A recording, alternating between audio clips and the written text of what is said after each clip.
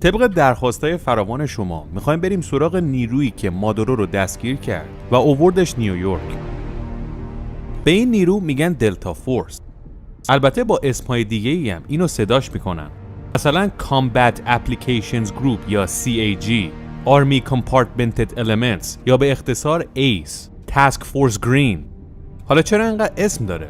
به دلیل اینکه پنتاگون یا وزارت دفاع آمریکا که همه اینها رو کنترل میکنه نمیخواد اطلاعات بیشتری از اینها بده بیرون. برای همین بعضی جاها از نامهای مختلف استفاده میکنه. ولی کلاً دلتا فورس نام اصلی این نیروی کماندویی ارتش آمریکاست.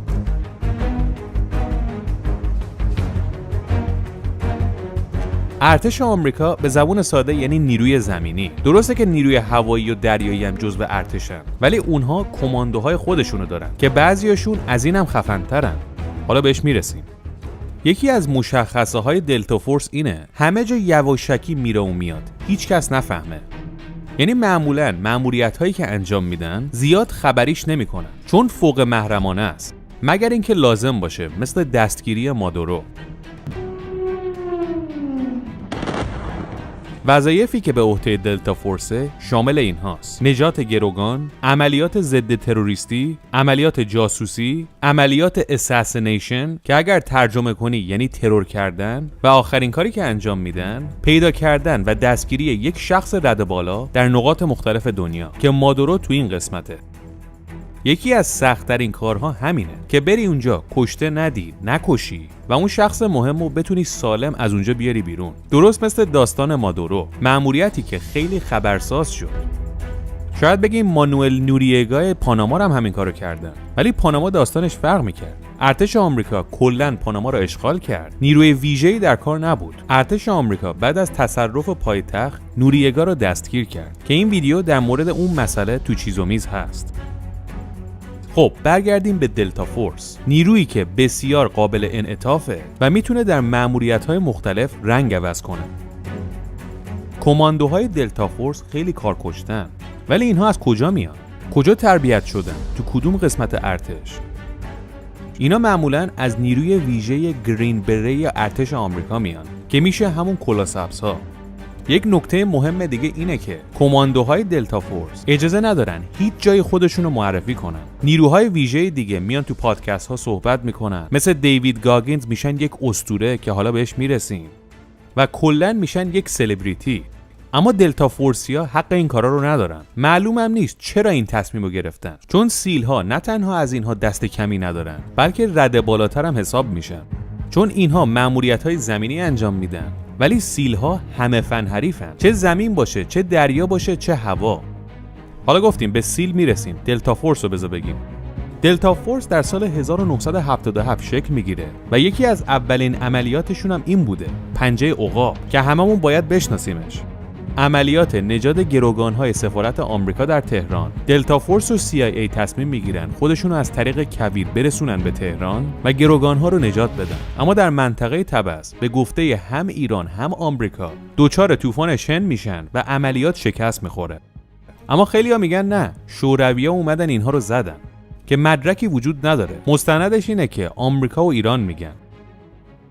فکر نکنید اون موقع همه فهمیدن این عملیات رو دلتا فورس انجام داده. مأموریت‌های اونها محرمانه است. شاید بگین شما از کجا میدونید؟ به خاطر اینکه دلتا فورس بعد از حمله آمریکا به عراق شناخته میشه و CIA و پنتاگون هم آروم آروم اسناد قدیمی رو فاش میکنن. برای همینه که ما میدونیم اینها تو اون عملیات بودن.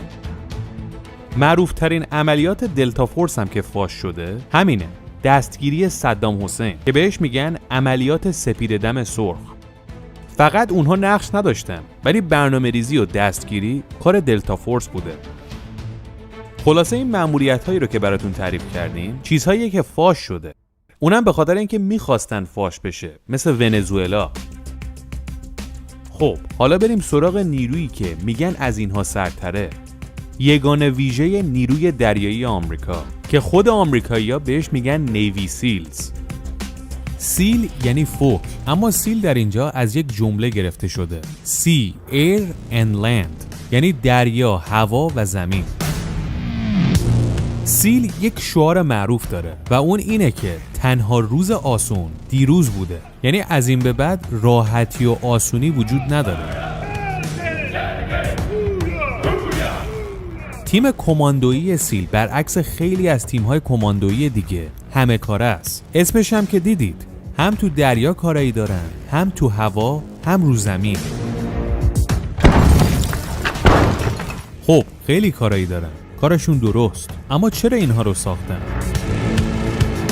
در سال 1962 وقتی جنگ سرد به اوج خودش رسیده، رئیس جمهور وقت آمریکا یعنی جان اف کندی میگه ما به یک گروه کماندویی نیاز داریم که همه چی تموم باشه، یعنی هیچ جایی کم نیاره. هدف اصلی کندی و دولت آمریکا چی بود؟ این بود که گروهی تشکیل بدن که بتونه این گروه‌های چریکی کمونیست رو که تو آمریکای لاتین دارن جلون میدن رو خنثی کنه. در اون دوران این کار بسیار باب شده. گروه‌های کمونیستی که چریکی مبارزه میکنن. اگر آمریکا میخواست برای سرکوب اینها لشکرکشی کنه، باید به بیشتر کشورهای آمریکای لاتین حمله میکرد. اما با این گروه کماندویی لشکرکشی نیاز نبود. همینها رو با تعداد کم به مأموریت میفرستادن تا برن اونجا این کار رو انجام بدن. دیگه احتیاج به لشکرکشی نباشه.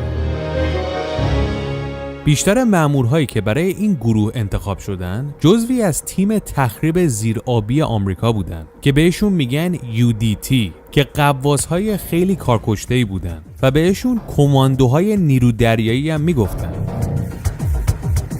UDT در سال 1942 بعد از ورود آمریکا به جنگ جهانی دوم تشکیل شده. اونم در زمانی که همه کشورها برای اینکه یک عملیات رو انجام بدن سرباز و لشکر رو میفرستادن اونجا، کلی کشته میدادن و شاید موفق میشدن، شاید هم نمیشدن.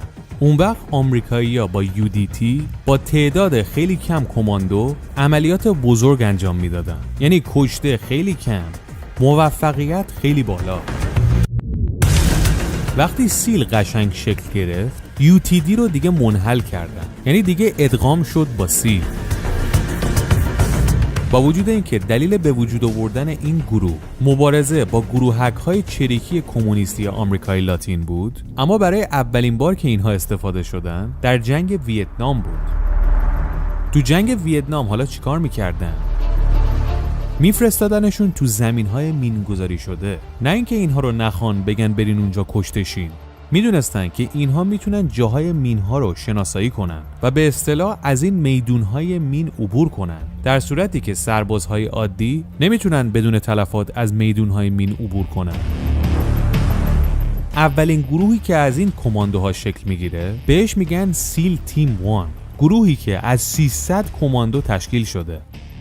فرمانده این گروه برای هر مأموریت خودش تصمیم میگیره که مثلا چند نفر رو بفرسته. یه دفعه 20 نفر، 10 نفر، 5 نفر رو انتخاب میکنه. میگه برین این مأموریت رو انجام بدین بیاین. اینجوری نیستش که همه 300 تایی مثل ارتش بلندشن برن.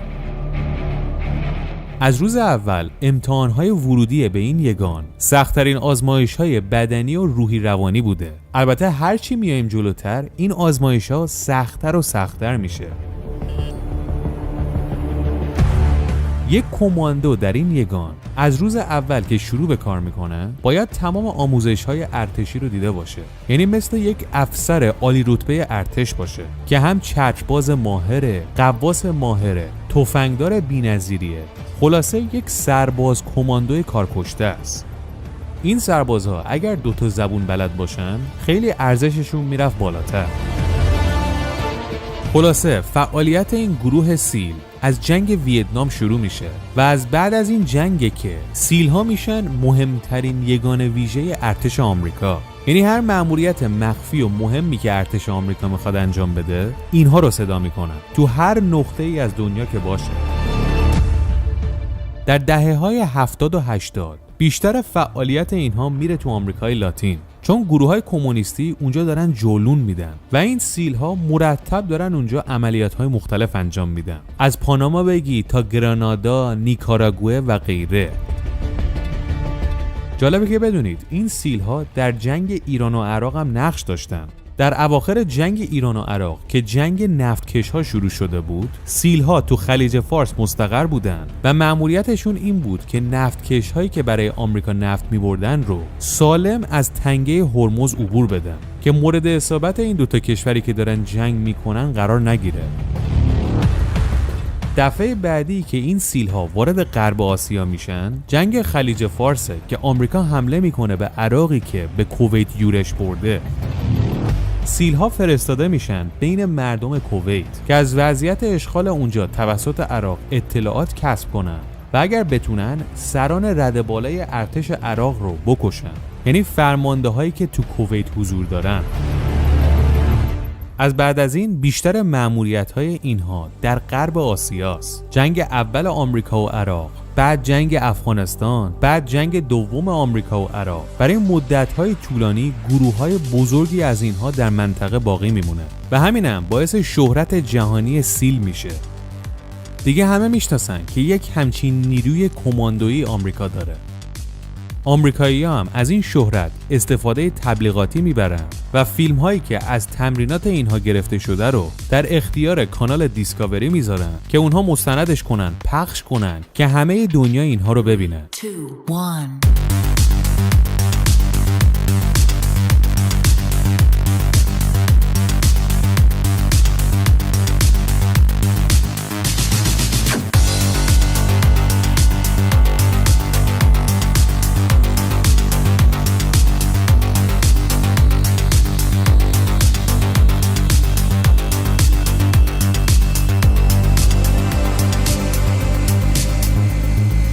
وقتی به سال 2011 میرسیم، اسامه بن لادن توی پاکستان کشته میشه. اونم توسط کی؟ سیل تیم 6، یعنی تیم ششم یگان ویژه نیرو دریایی آمریکا. این موقع است که دیگه تمام دنیا این سیل رو میشناسن. ارتش آمریکا خودش اعلام کرده بعد از مأموریت کشتن اسامه بن لادن، داوطلبان ورود به سیل در آمریکا چند برابر شده و خیلی از جوانها دوست دارن برن اون تو.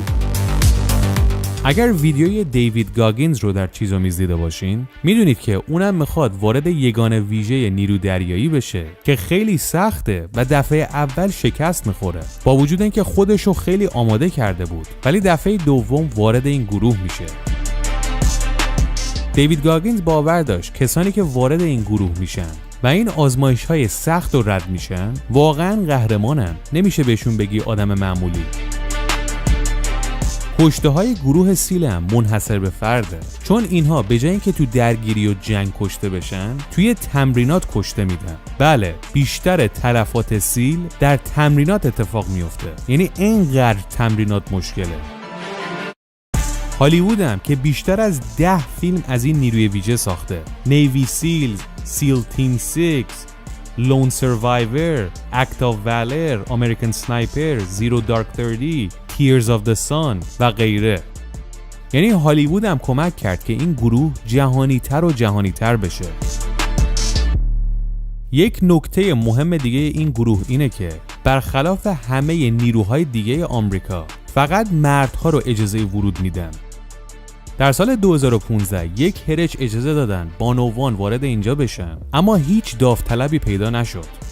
البته یه جورایی منطقیه، چون یکی از آزمایش‌های ورودی اینه که یک مرد گنده رو بذاری رو کولت و اونو از موانع مختلف عبور بدی، از آب و گل و چاله چوله و هر مانع دیگه‌ای. کدوم خانومی میتونه یک مرد 100 کیلویی رو بذاره رو کتفش و این کارو بکنه؟ برای همین داوطلب پیدا نشد.